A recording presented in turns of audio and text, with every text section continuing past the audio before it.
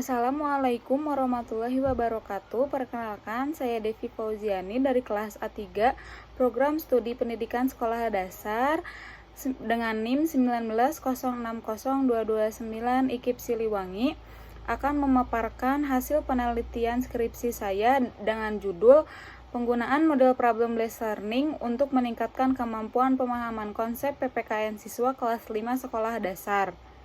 Sebelumnya, saya berterima kasih kepada pembimbing 1 Bapak Deden Herdiana Altaf Tajani MPD dan kepada pembimbing 2 Ibu Hana Sakura Putu Arga MPD yang telah sabar dan semangat membimbing saya dalam menyusun skripsi ini. Adapun latar belakang dari penelitian ini yaitu 1.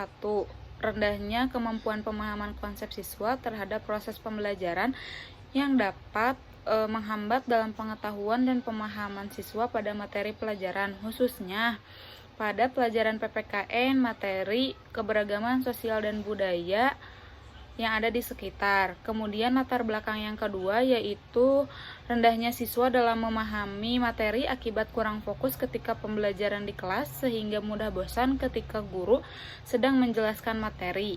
Kemudian yang ketiga, rendahnya guru ketika menyampaikan materi ketika mengajar di dalam kelas. Guru lebih sering menggunakan model konvensional seperti ceramah sehingga siswa tidak dilibatkan langsung ketika pembelajaran. Nah, penyebab permasalahan tersebut mengakibatkan nilai siswa yang kurang dari rata-rata atau KKM.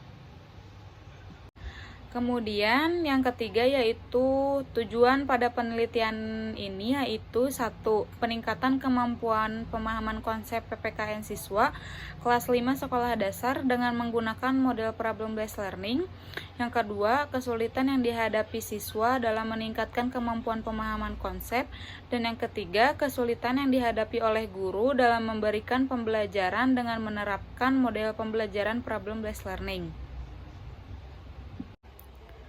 Yang selanjutnya yaitu metode penelitian yang digunakan untuk menjawab rumusan masalah dalam penelitian ini yaitu menggunakan mixed method. Metode ini dipilih sesuai dengan karakteristik pertanyaan penelitian yang hendak dijawab meliputi outcomes dan proses yang menggabungkan hasil analisis data kuantitatif dan kualitatif. Adapun desain metode penelitian yang digunakan yaitu menggunakan desain sequential explanatory. Desain sequential explanatory ini merupakan desain penelitian kombinasi yang menggabungkan metode kuantitatif dan kualitatif secara berurutan, di mana pada tahap awal pertama penelitian dilakukan dengan menggunakan metode kuantitatif dan pada tahap kedua dilakukan menggunakan metode kualitatif. Metode kuantitatif berperan untuk memperoleh data kuantitatif yang terukur yang dapat bersifat deskriptif, komparatif, dan asosiatif. Sedangkan metode kualitatif berperan untuk memperkuat, memperdalam, memperluas, memperoleh serta temuan baru dan mungkin menggugurkan data kuantitatif yang telah memperoleh tahap awal. Berdasarkan studi pendahuluan yang peneliti lakukan di SD Al-Basyariah Kota Bandung dengan didampingi oleh guru mata pelajaran PPKN, masih banyak ditemukan kesulitan siswa dalam mempelajari PPKN. Adapun permasalahan yang paling umum ditemukan ialah pada saat proses pembelajaran berlangsung. Ketika pembelajaran PPKN, siswa tidak berperan aktif karena guru lebih mendominasi dalam kelas dengan menggunakan metode ceramah.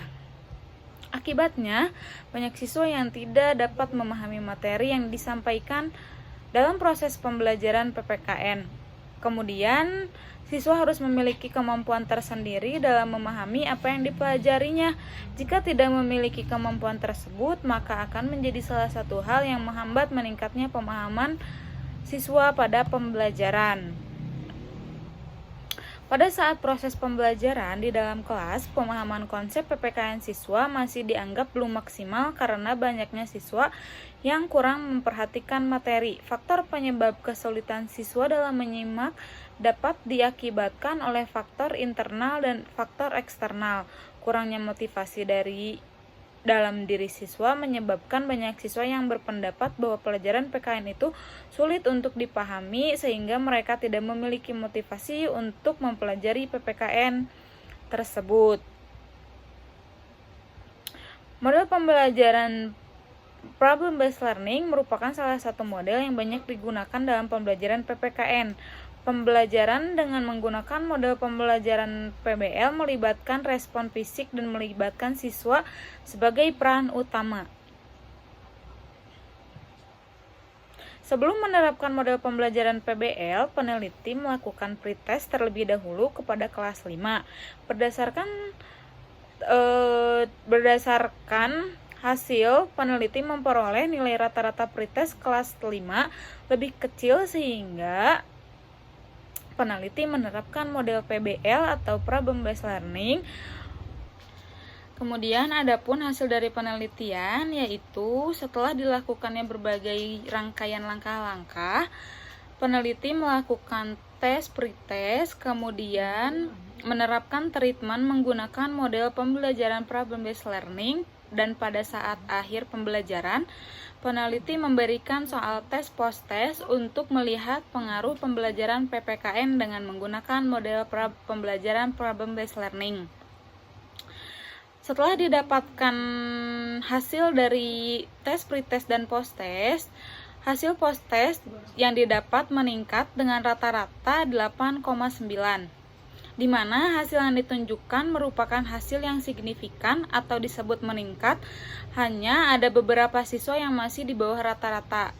Setelah mendapatkan data berdasarkan hasil penelitian yang dilakukan, bahwasannya hal ini model pembelajaran Problem Based Learning dapat meningkat untuk meningkatkan pemahaman konsep PPKN siswa kelas 5 sekolah dasar. Kemudian kesimpulan yang dapat diambil pada penelitian ini yaitu bahwa penggunaan model pembelajaran based learning yang digunakan yaitu memiliki dampak yang sangat baik bagi kondisi pemahaman konsep PPKN siswa. Hal ini dapat dilihat dari hasil uji tes dan N-Gain score yang menyatakan bahwa terdapat perbedaan serta peningkatan yang signifikan sebelum dan sesudah diterapkannya model pembelajaran Problem Based Learning pada proses pembelajaran siswa di dalam kelas. Kemudian pada kesulitan-kesulitan dan kendala yang dihadapi oleh siswa dan guru dapat diketahui melalui wawancara kepada siswa dan guru dengan kesimpulan membutuhkan banyak waktu ketika pembelajaran dan terlalu sedikit sumber materi, lalu kurangnya semangat pada siswa ketika memecahkan masalah. Mungkin cukup sekian yang dapat saya sampaikan, kurang dan lebihnya mohon dimaafkan. Yang terakhir, wassalamualaikum warahmatullahi wabarakatuh.